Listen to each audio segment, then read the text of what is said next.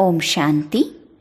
27/6/2026 പ്രഭാതമുരളി മധുബൻ.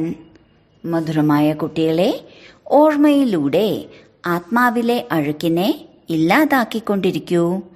ആത്മാവ് എപ്പോഴാണോ തീർത്തും പാവനമാകുന്നത്, അപ്പോൾ വീട്ടിലേക്ക് പോകാനാകും. ചോദ്യം: ഈ അന്തിമ ജന്മത്തിൽ ബാബയുടെ ഏത് നിർദ്ദേശം പാലിക്കുന്നതിലാണ് കുട്ടികളുടെ മംഗളം അടങ്ങിയിട്ടുള്ളത്? ഉത്തരം: ബാബ പറയുന്നു, മധുരമായ കുട്ടികളെ, ഈ അന്തിമ ജന്മത്തിൽ ബാബയിൽ നിന്ന് പൂർണ്ണമായ സമ്പത്തെടുക്കൂ. ബുദ്ധിയെ പുറമെ അലയിക്കരുത്. വിഷം ഉപേക്ഷിച്ച് അമൃതം പാനം ചെയ്യൂ.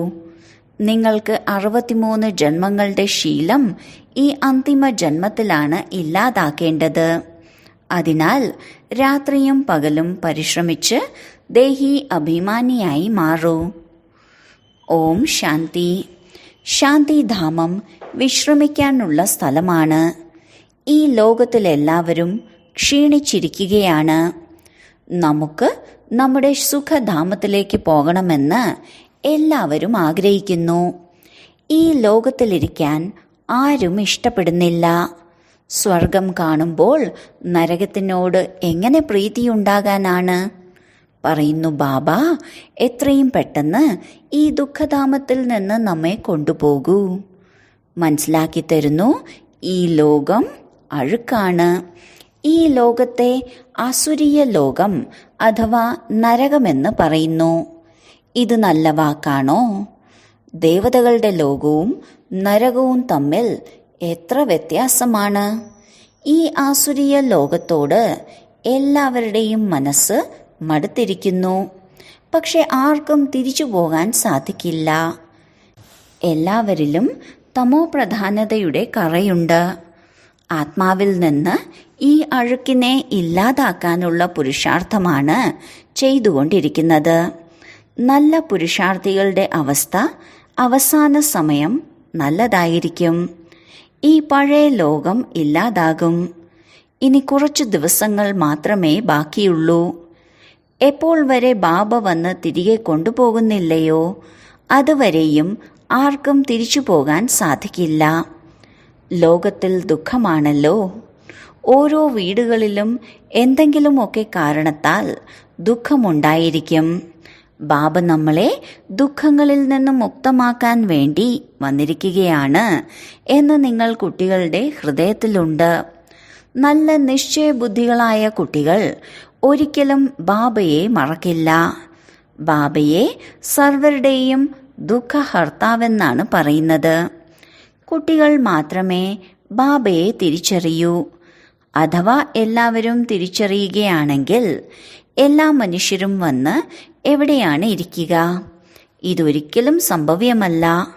അതുകൊണ്ടാണ് ഡ്രാമയിൽ അങ്ങനെയുള്ള യുക്തികളും രചിച്ചിട്ടുള്ളത്.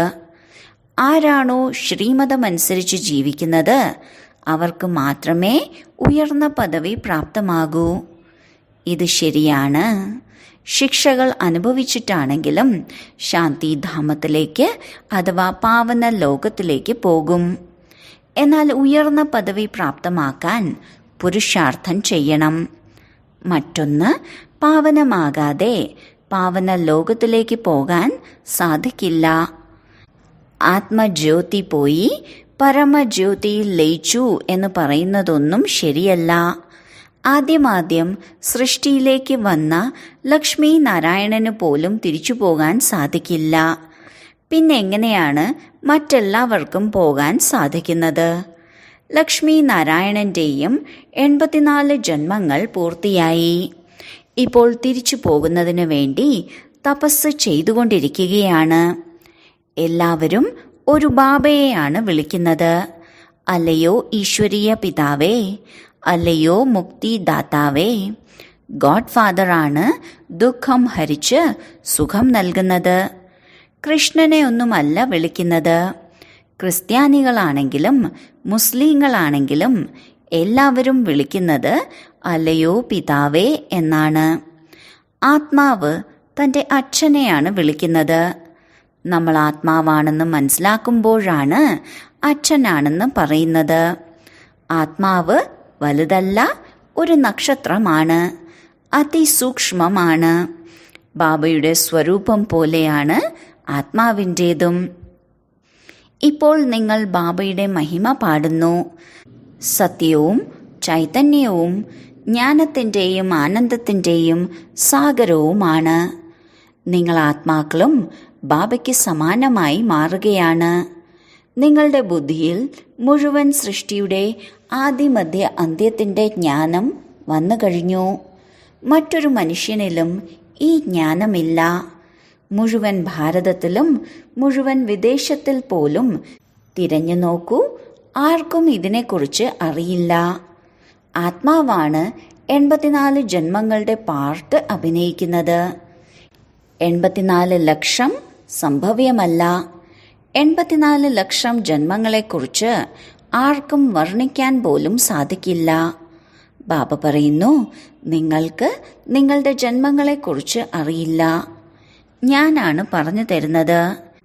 84 ലക്ഷം ജന്മങ്ങളുണ്ടെങ്കിൽ എങ്ങനെ വർണ്ണിക്കാൻ സാധിക്കുമെന്ന് കേൾക്കുന്നവർക്ക് പോലും മനസ്സിലാകുന്നില്ല. നമ്മൾ ബ്രാഹ്മണരാണ്. നമ്മൾ തന്നെയാണ് 84 ജന്മങ്ങൾ എടുത്തതെന്ന് ഇപ്പോഴാണ് നിങ്ങൾ അറിയുന്നത്. ബ്രഹ്മാവും 84 ജന്മങ്ങൾ എടുത്തിട്ടുണ്ട്. വിഷ്ണുവും 84 ജന്മങ്ങൾ എടുത്തിട്ടുണ്ട്. ബ്രഹ്മാവ് തന്നെയാണ് വിഷ്ണുവും വിഷ്ണു തന്നെയാണ് ബ്രഹ്മാവുമായി മാറുന്നത്. ലക്ഷ്മി നാരായണൻ തന്നെയാണ് 84 ജന്മങ്ങളെടുത്ത് ബ്രഹ്മാവും സരസ്വതിയുമായി മാറുന്നത്. ഇതും മനസ്സിലാക്കേണ്ട കാര്യമല്ലേ? ബാബ പറയുന്നു, ഓരോ 5000 വർഷത്തിന് ശേഷമാണ് ഞാൻ വന്ന് മനസ്സിലാക്കി തരുന്നത്. ഇത് 5000 വർഷത്തിന്റെ ചക്രമാണ്. ഇപ്പോൾ നിങ്ങളുടെ വർണ്ണങ്ങളുടെ രഹസ്യത്തെക്കുറിച്ചും മനസ്സിലാക്കി കഴിഞ്ഞു. ഹംസോ സോഹം എന്ന വാക്കിന്റെ അർത്ഥവും മനസ്സിലാക്കി. നമ്മൾ ആത്മാക്കളാണ് ദേവതയായി മാറുന്നത്. പിന്നീട് നമ്മൾ തന്നെയാണ് ക്ഷത്രിയരും വൈശ്യരും ശൂദ്രരുമായി മാറുന്നത്. ഇത്രയും ജന്മങ്ങളെടുത്ത് പിന്നീട് നമ്മൾ തന്നെയാണ് ബ്രാഹ്മണരായി മാറുന്നത്. ഈ ഒരു ജന്മം ബ്രാഹ്മണരുടേതാണ്. ഇത് നിങ്ങളുടെ വജ്രതുല്യമായ ജന്മമാണ്. ബാബ പറയുന്നു, ഇത് നിങ്ങളുടെ ഉത്തമ ശരീരമാണ്. ഇതിലൂടെ നിങ്ങൾക്ക് സ്വർഗത്തിലെ സമ്പത്ത് പ്രാപ്തമാക്കാൻ സാധിക്കും. അതുകൊണ്ടിപ്പോൾ ബുദ്ധി മറ്റൊരു വശത്തും അലയരുത്. ജ്ഞാനാമൃതം കുടിക്കൂ. നമ്മൾ തന്നെയാണ് 84 ജന്മങ്ങൾ എടുത്തത് എന്ന് മനസ്സിലായി. ആദ്യം നിങ്ങൾ സത്യുഗത്തിൽ സതോ പ്രധാനമായിരുന്നു. പിന്നീട് സതോ ആയി. പിന്നെ വെള്ളിയുടെ കറ പുരണ്ടു. മുഴുവൻ കണക്കും ബാബ പറഞ്ഞു തരുന്നു. ഇപ്പോൾ ഗവൺമെന്റും പറയുന്നുണ്ട്, സ്വർണത്തിൽ കലർപ്പ് ചേർക്കൂ. 14 കാരറ്റ് സ്വർണം ധരിക്കൂ. സ്വർണത്തിൽ കലർപ്പ് ചേർക്കുന്നത് ഭാരതവാസികൾ അപശകുനമാണെന്ന് മനസ്സിലാക്കുന്നു. വിവാഹത്തിന് സത്യമായ സ്വർണമാണ് ധരിക്കുന്നത്. സ്വർണത്തിനോടും ഭാരതവാസികൾക്ക് സ്നേഹമുണ്ട്. എന്തുകൊണ്ട്? ഭാരതത്തിന്റെ കാര്യമേ പറയണ്ട. സത്യുഗത്തിൽ സ്വർണ കൊട്ടാരങ്ങളും സുവർണ ഇഷ്ടികകളും ഉണ്ടായിരുന്നു. എങ്ങനെയാണോ ഇവിടെ ഇഷ്ടികൾ കൂട്ടിയിട്ടിരിക്കുന്നത്, അതുപോലെ സത്യുഗത്തിൽ സ്വർണത്തിന്റെയും വെള്ളിയുടെയും ഇഷ്ടികകളായിരിക്കും കൂട്ടിയിട്ടിരിക്കുക. മായയുടെ ഒരു കളിയെക്കുറിച്ച് പറയുന്നുണ്ട്. സ്വർണത്തിന്റെ ഇഷ്ടികകൾ കണ്ടപ്പോൾ അതെടുത്തുകൊണ്ട് പോകാം എന്ന് ചിന്തിച്ചു. താഴെ ഇറങ്ങി വന്ന് നോക്കിയപ്പോൾ ഒന്നുമില്ല. അതിലെന്തെങ്കിലും രഹസ്യം അടങ്ങിയിരിക്കും. പെൺകുട്ടികൾ മനസ്സിലാക്കണം, ഇപ്പോൾ നമ്മൾ വീണ്ടും സ്വർഗത്തിലേക്ക് പോകുന്നു. ഇതിന് പതി തടസ്സം നിൽക്കുകയാണെങ്കിൽ അവർ ഉള്ളിൽ കരയുന്നു, ബാബ നമുക്കെപ്പോഴാണ് സുഖധാമത്തിലേക്ക് പോകാൻ സാധിക്കുക? ബാബ എത്രയും പെട്ടെന്ന് പോകാം. ബാബ പറയുന്നു, പെട്ടെന്നെങ്ങനെയാണ്? നിങ്ങൾ യോഗബലത്തിലൂടെ അഴുക്കിനെ ഇല്ലാതാക്കൂ. ഓർമ്മയുടെ യാത്രയിൽ ഇരിക്കൂ. ബാബ ക്ഷമയോടെ ഇരിക്കാൻ പറയുന്നു. അല്ലയോ പതിത പാവന, വരൂ എന്ന് പറഞ്ഞ് വിളിക്കുന്നുമുണ്ട്. സർവരുടെയും സദ്ഗതി ദാതാവ് ഒന്നാണെന്നുള്ള മഹിമയുണ്ട്. ഇവിടത്തെ കാര്യമാണ്. അകാസുരന്റെയും ബക്കാസുരന്റെയും കാര്യം ഈ സംഗമയുഗത്തിൻ്റെതാണ്. ഇത് ആസുരീയ ലോകമാണ്.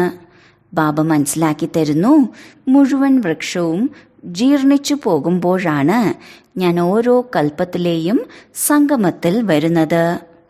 സംഗമയുഗത്തിൽ ഓരോ വസ്തുവും സതോപ്രധാനമായിരിക്കും എന്ന് നിങ്ങൾക്കറിയാം. ഇവിടെയുള്ള അത്ര പക്ഷികളും മൃഗങ്ങളും ഒന്നും സത്യയുഗത്തിൽ ഉണ്ടായിരിക്കുകയില്ല. വലിയ ആളുകൾക്ക് വലിയ നല്ല ശുദ്ധി ഉണ്ടായിരിക്കും. അവർ വസിക്കുന്ന സ്ഥാനവും സാധനങ്ങളുമെല്ലാം വളരെ നല്ലതായിരിക്കും. നിങ്ങളും ഉയർന്ന ദേവതകളായി മാറുന്നു. സത്യയുഗത്തിൽ അഴുക്കുള്ള ഒരു വസ്തുവും ഉണ്ടായിരിക്കില്ല. ഇവിടെ കൊതുകുകൾ ഒരുപാട് പ്രകാരത്തിലുള്ള രോഗമുണ്ടാക്കുന്നു.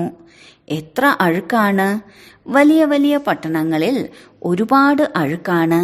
കാരണം ഒരുപാട് മനുഷ്യരുണ്ട്. അവിടെ വസിക്കാനുള്ള സ്ഥലവുമില്ല. ഗ്രാമങ്ങളിൽ അഴുക്കത്രയില്ല. നിങ്ങളാണ് മുഴുവൻ വിശ്വത്തിൻ്റെയും അധികാരിയായി മാറുന്നത്.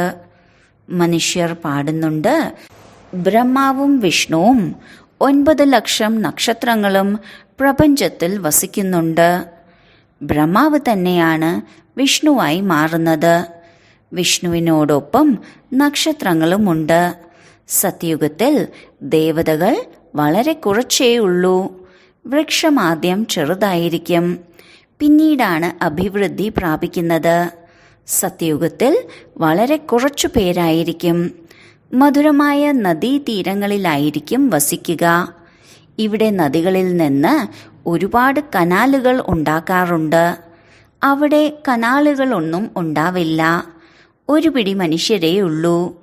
ഇത്രയും പേർക്ക് വേണ്ടി ഗംഗയും യമുനയും ഉണ്ടല്ലോ. ഗംഗയുടെയും യമുനയുടെയും അടുത്താണ് വസിക്കുന്നത്. 5 തത്വവും ദേവതകളുടെ അടിമകളായി മാറുന്നു. ഒരിക്കലും നിയമം തെറ്റിച്ച് മഴ പെയ്യില്ല. ഒരിക്കലും നദികൾ കരകയറില്ല. പേര് തന്നെ സ്വർഗമെന്നാണ്. പിന്നെന്താ? സ്വർഗത്തിന്റെ ആയുസ് ലക്ഷക്കണക്കിന് വർഷങ്ങളാണെന്ന് മനുഷ്യർ പറയുന്നു. ശരി, അവിടെ ആരാണ് രാജ്യം ഭരിച്ചിരുന്നതെന്ന് അവരോട് പറയാൻ പറയൂ. അവർ വെറുതെ ഒരുപാട് പൊങ്ങച്ചം പറഞ്ഞുകൊണ്ടിരിക്കുന്നു. നമ്മൾ കൽപ്പം മുൻപത്തെ പോലെ ഈ പാർട്ട് അഭിനയിച്ചുകൊണ്ടിരിക്കുകയാണ് എന്ന് നിങ്ങൾക്കറിയാം. ഈ രുദ്രജ്ഞാന യജ്ഞത്തിൽ അനേക പ്രകാരത്തിലുള്ള അസുരന്മാരുടെ വിഘ്നങ്ങൾ ഉണ്ടായിക്കൊണ്ടിരിക്കും. പക്ഷേ മനുഷ്യർ ചിന്തിക്കുന്നു, അസുരന്മാർ മുകളിൽ നിന്ന് അഴുക്കുകളും ചാണകവുമെല്ലാം ഇടുന്നു എന്ന്. പക്ഷെ അങ്ങനെയല്ല. എത്ര വിഘ്നങ്ങളാണ് ഉണ്ടാകുന്നതെന്ന് നിങ്ങൾ കാണുന്നുണ്ടല്ലോ. അബലകളുടെ മേൽ അത്യാചാരങ്ങൾ ഉണ്ടാകുമ്പോഴല്ലേ പാപത്തിന്റെ കുടം നിറയൂ.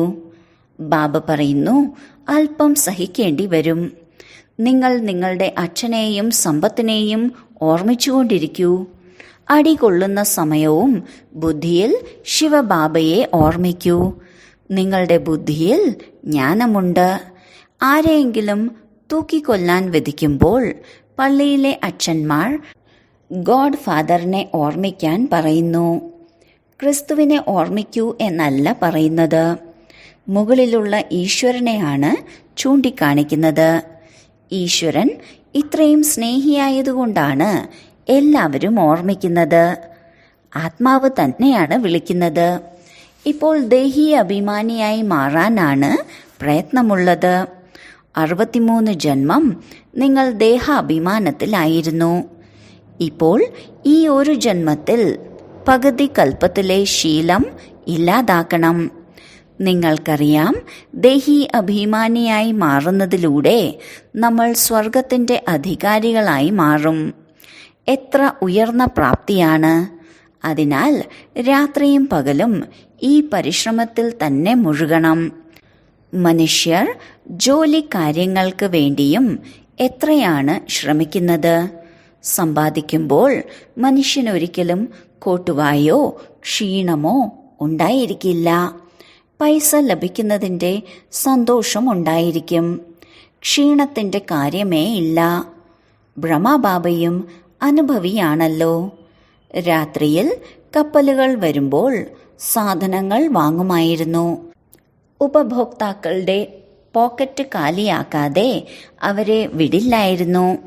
ബാബയും പൂർണ്ണ അനുഭവി രഥമാണ് സ്വീകരിച്ചിട്ടുള്ളത്. ബ്രഹ്മബാബ എല്ലാം അനുഭവിച്ചിട്ടുണ്ട്.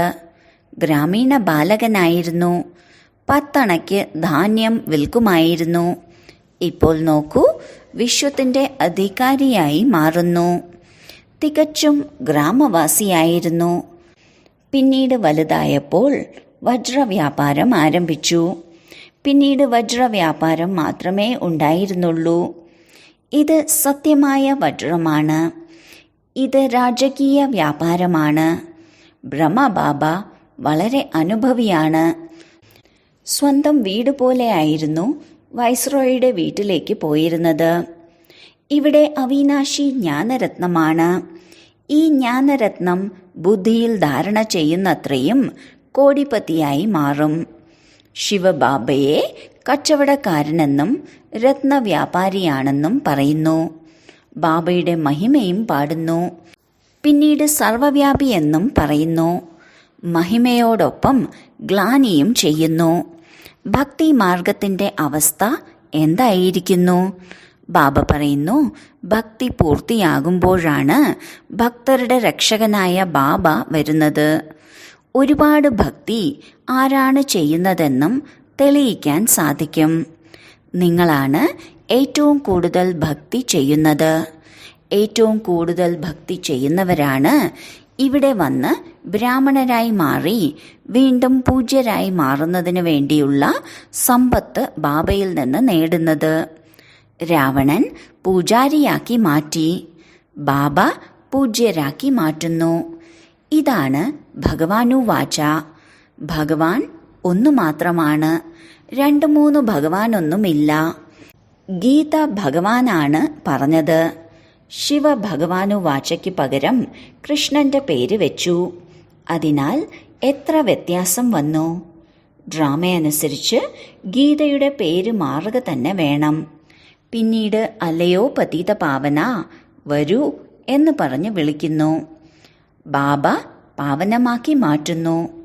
രാവണൻ പതിതമാക്കി മാറ്റുന്നു. നല്ല രീതിയിൽ മനസ്സിലാക്കാനുള്ള ബുദ്ധി വേണം. ശ്രീമതം ശ്രേഷ്ഠത്തിലും ശ്രേഷ്ഠമായ മതം ഒരു ബാബയുടേതാണ്. ബാബയുടെ മതത്തിലൂടെയാണ് ഈ ലക്ഷ്മി നാരായണൻ സ്വർഗത്തിന്റെ അധികാരികളായി മാറിയത്. ശരി, വളരെ കാലത്തെ വേർപാടിന് ശേഷം തിരികെ കിട്ടിയ മധുരമധുരമായ സന്താനങ്ങൾക്ക് മാതാവും പിതാവുമായ ബാബ്ദാദയുടെ സ്നേഹസ്മരണകളും പുലർക്കാല വന്ദനവും. ആത്മീയ പിതാവിന്റെ ആത്മീയ കുട്ടികൾക്ക് നമസ്കാരം. ധാരണയ്ക്കുള്ള മുഖ്യസാരം: 1. ഈ ഒരു ജന്മത്തിൽ 63 ജന്മങ്ങളുടെ പഴയ ദേഹാഭിമാനത്തിന്റെ ശീലങ്ങൾ ഇല്ലാതാക്കാനുള്ള പരിശ്രമം ചെയ്യണം. ദേഹി അഭിമാനിയായി മാറി സ്വർഗത്തിന്റെ അധികാരിയായി മാറണം. 2. ഈ വജ്രതുല്യമായ ഉത്തമ ജന്മത്തിൽ ബുദ്ധിയെ അലയിപ്പിക്കരുത്. സതോ പ്രധാനമായി മാറണം. അത്യാചാരങ്ങളെ സഹിച്ച് ബാബയിൽ നിന്ന് പൂർണ്ണ സമ്പത്ത് നേടണം. വരദാനം: സാകാര ബാബയ്ക്ക് സമാനം തന്റെ ഓരോ കർമ്മവും ഓർമ്മ ചിഹ്നമാക്കുന്ന ആധാരമൂർത്തിയും ഉദ്ധാരമൂർത്തിയുമായി ഭവിക്കട്ടെ. സാകാര ബാബ തന്റെ ഓരോ കർമ്മവും ഓർമ്മ ചിഹ്നമാക്കി. ഇങ്ങനെ താങ്കൾ ഓരോരുത്തരുടെയും ഓരോ കർമ്മവും ഓർമ്മ ചിഹ്നമാകുക. അപ്പോഴാണ് സ്വയത്തെ ആധാരമൂർത്തിയും ഉദ്ധാരമൂർത്തിയുമായി മനസ്സിലാക്കി നടക്കുമ്പോൾ. ആരാണോ അവനവനെ വിശ്വപരിവർത്തനത്തിന് ആധാരമൂർത്തിയായി മനസ്സിലാക്കുന്നത്, അവരുടെ ഓരോ കർമ്മവും ഉയർന്നതാകുന്നു. മനോവൃത്തിയിലും ദൃഷ്ടിയിലും സർവരുടെയും മംഗളത്തിനുള്ള ഭാവനയുണ്ടെങ്കിൽ ഓരോ കർമ്മവും ശ്രേഷ്ഠമായി മാറുന്നു. ഇങ്ങനെയുള്ള ശ്രേഷ്ഠ കർമ്മമാണ് ഓർമ്മചിഹ്നമാകുന്നത്. സ്ലോഗൻ: സത്യതയുടെ ശക്തി ധാരണ ചെയ്യുന്നതിന് സഹനശീലരാകൂ. അവ്യക്ത സൂചന: സദാ ഹർഷിതമായിരിക്കുന്നതിന് തൻ്റെ സ്വഭാവം സരളമാക്കൂ, സഹനശീലരാകൂ. ഈ സഹജ യോഗി ജീവിതത്തിൽ അഥവാ ബുദ്ധിമുട്ടുകളുടെ അനുഭവം ഉണ്ടാകുന്നുവെങ്കിൽ സഹജമായി രാജ്യം ഭരിക്കുന്നത് എങ്ങനെ? ഇവിടുത്തെ സംസ്കാരം തന്നെയാണ് അവിടേക്ക് കൊണ്ടുപോകുക. നോക്കൂ, താങ്കളുടെ ഓർമ്മചിഹ്നം ദേവതകളുടെ ചിത്രങ്ങൾ ഉണ്ടാക്കുമ്പോൾ അവരുടെ മുഖത്ത് സരളത തീർച്ചയായും കാണിക്കുന്നു. അപ്പോൾ ആര് എത്ര സഹജ പുരുഷാർത്ഥിയാണോ അവർ മനസ്സാ സരളം, വാചാ സരളം, കർമ്മത്തിലും സരളമായിരിക്കും. അവരെ തന്നെയാണ് മാലാഖ എന്ന് പറയുന്നത്. ഓം ശാന്തി.